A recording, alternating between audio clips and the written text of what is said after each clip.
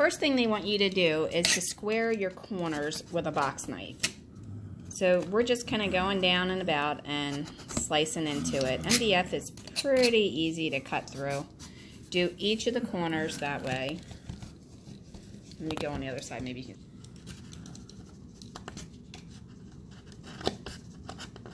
Be very careful and make sure your knife is pretty sharp. It'll go through a lot easier.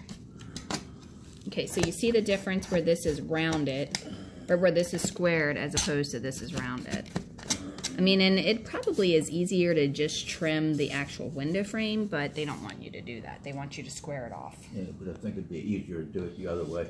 Okay, so you can cut it off with a knife, or I'm using a file because it just seems to be easier for me.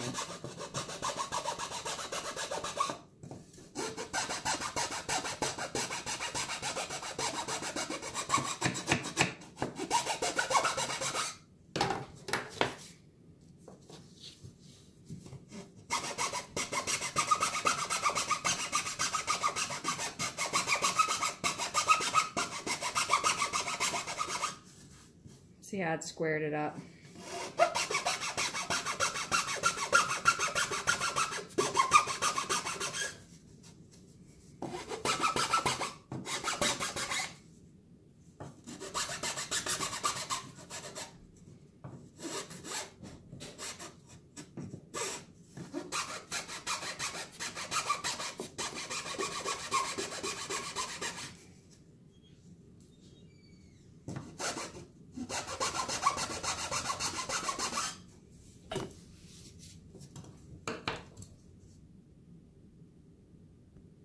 Okay, when you're doing it, make sure you're supporting it if you're hanging it over the edge of a table, because I don't want you to snap your dollhouse in half. So if you're holding it here, make sure you're also holding it on the edge.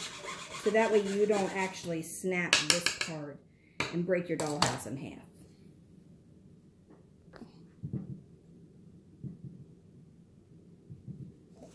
Okay, so the next part they want you to do is to stain the shingles. In here they have you doing it in like a milk jug, cut in half and then going through. This worries me a little bit because you're getting them so wet. I'm not ready to do that part. I've only ever done mine doing it from the roof when they're already on there. But, you know, I'm sure it works. If you dry them off, they'll probably be okay. Then they want you to paint the walls. Don't paint the edges, and then sand in between lightly.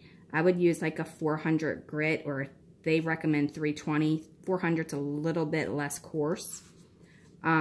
So I like the 400. I use it all the time.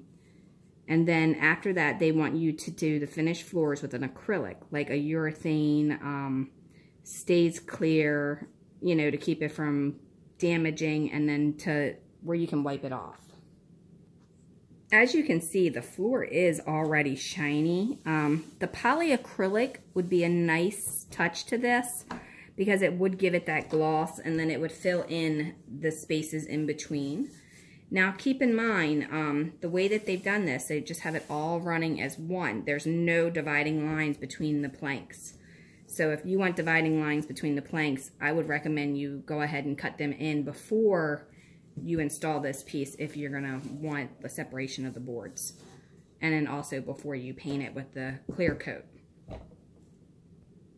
Okay, so it looks like for the foundation paint, they're telling you to assemble it with,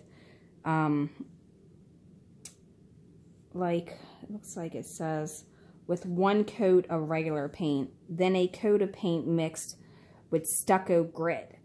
I guess that's because they wanted to have that texture to it, but I can tell you, if you don't have stucco grit and you want to kind of get that textured look, you can use toilet paper and then paint it and then apply it while it's wet and then repaint it.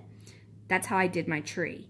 So that will give you a little bit of a texture. It will not be the same as stucco grit. Another option for this here part, you could do some sand mixed in with it, and if you have a beach near you, just go grab a little quarter cup or something and kind of put it on there. Make sure your beach rules allow you to take sand from it, because some may not.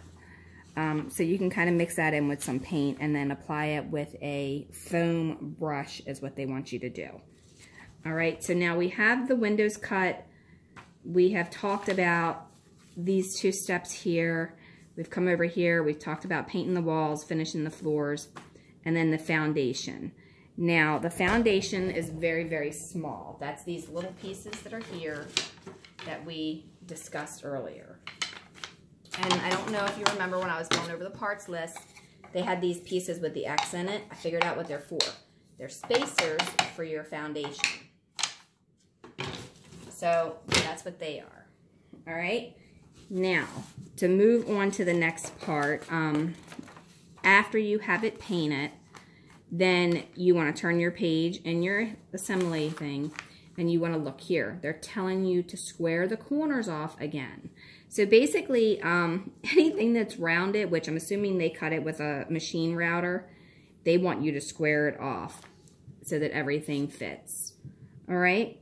Well, that's it for this part. We're going to go ahead and work on squaring off the rest of our corners, and then I'll see you in the next video. Hope this tutorial was helpful. Like and subscribe. Leave a question, suggestion, or comment below. We will be putting this together very soon because, as you can see, illustration 2, you're starting to put the sides together and then go on from there. So it's going to get pretty exciting soon. Hit the bell if you want to learn how to put this dollhouse together. Again, I got it at Hobby Lobby about a year ago. It's been sitting in the box while I was finishing other projects. And it was about $119. You can sometimes get a 40% off coupon, so keep an eye out for that because that'll save you a lot of money. All right, Real Good Toys, 1/12 scale dollhouse. It's the Vermont Farmhouse Jr. Thanks a lot. Have a wonderful, wonderful day.